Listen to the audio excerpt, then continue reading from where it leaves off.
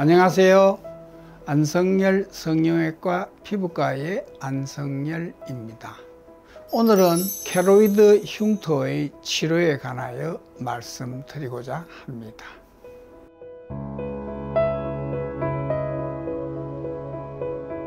켈로이드와 비유성 반응은 일반적으로는 다르다고도 말을 하지만 임상적으로 봐서는 두 개를 구분할 수가 없습니다.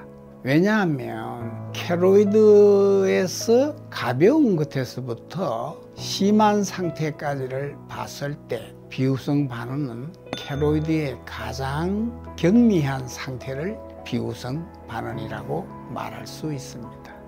그러나 치료 방법은 비유성 반응이나 켈로이드나 치료는 똑같습니다. 다만 정도의 차이일 뿐이죠. 비유성 반응이란 것은 가벼운 것, 켈로이드는 좀 더 상태가 더 심한 상태를 말하는 것이죠.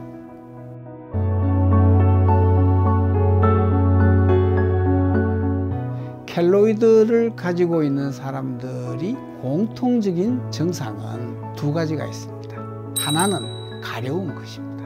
건질건질하고 또 어떤 사람은 또 따끔거리는 또 증상을 갖고 있습니다.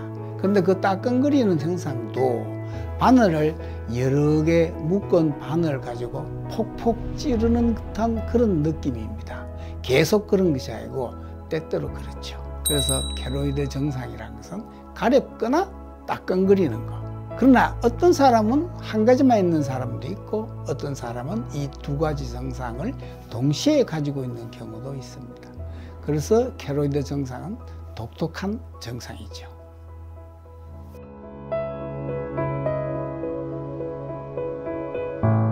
켈로이드는 움직이는 부위에 잘 생긴다고 말할 수 있죠. 그래서 눈이나 코나 이마나 이런 데서는 켈로이드가 잘 생기지 않습니다.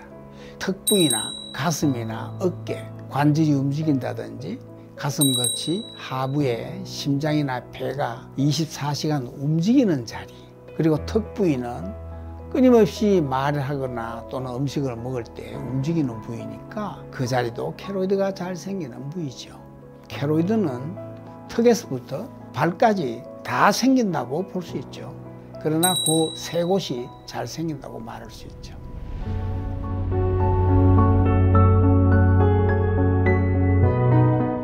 켈로이드라고 하는 것은 가슴 부위에 여드름이 났을 때 그거를 짜거나 건드려서 긁거나 그렇게 할 경우에 점점 더 커지고 더 붉어지죠. 그래서 가슴에는 산발적으로 3개 내지 4개가 있었다고 가정을 했을 때 결국에는 이 3개 내지 4개가 하나로 뭉쳐져 버립니다. 긁다 보면 켈로이드 환자의 체질을 갖고 있는 사람은 절대로 긁어서는 안 된다. 짜서도 물론 안 되고. 그러나 많은 사람들은 이거를 다른 여드름 환자가 하는 것과 같이 짜거나 긁거나 그래서 점점 커지게 되죠. 그러면 주사나 간단한 레이저 치료로서는 치료가 안 됩니다. 그럴 경우는 외과적으로 수술로서 고치는 방법이 더 빠른 경우가 많죠.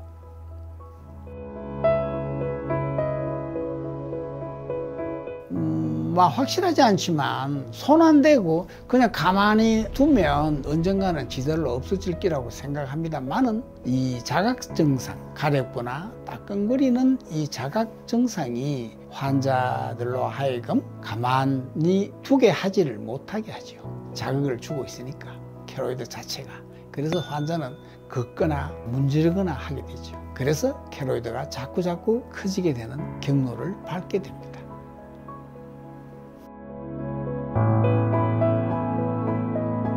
예를 들어서 요즘 건강검진에서 갑상선 암을 진단하는 확률이 우리나라가 세계적으로 아주 가장 많은 갑상선 암의 진단율을 보이고 있습니다. 그래서 그런지 목에 갑상선 수술을 한 후에 그 자리에 켈로이드가 생겨서 오는 사람들이 종종 있습니다. 그런 경우에는 저희들은 특히 젊은 여성들의 가슴에 목 부위에 5cm 내지 6cm 정도의 선상의 흉터가 가슴 앞에 있을 때 아무래도 미용적으로 조금 문제가 있을 수도 있기 때문에 환자들이 치료하기를 원하죠. 그럴 경우에는 물론 국소 주사에 레이저를 해가지고 한 달에 한 번씩 20번 내지 많은 경우에는 30번 정도 하면 좋아지는 경우도 있습니다만 좀 더 빨리 치료하려고 한다면 우리가 외과적 수술로서 제거하고 그리고 케로이드가 발생하지 않도록 방사선의 일종인 전자선을 3번 정도 치료하면 깨끗하게 일반 환자들의 흉터처럼 아주 미세한 선으로 남을 수가 있지요. 이런 경우는 사진에서 수술 전후의 결과로서도 알 수 있습니다. 또 다른 경우는 흔히 중년 여성들이 안면 거상술이라고 하죠.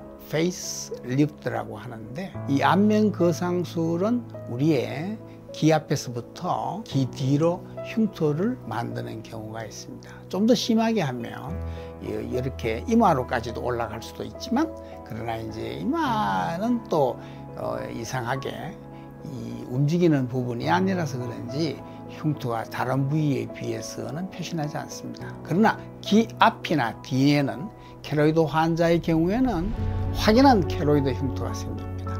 그러면 이 미용적인 수술을 하려고 하다가 흉터가 남으니 환자들이 굉장히 고민이 많죠. 그래서 저희들한테 이런 환자들이 종종 오시게 되죠. 그러면 저희들은 똑같이 이것을 외과적으로 절제하고 케로이드가 발생하지 않도록 방사선의 일종인 전자선을 한 3일 정도 치료하게 되면 일반 사람들이 가지는 흉터선을 가질 수가 있죠.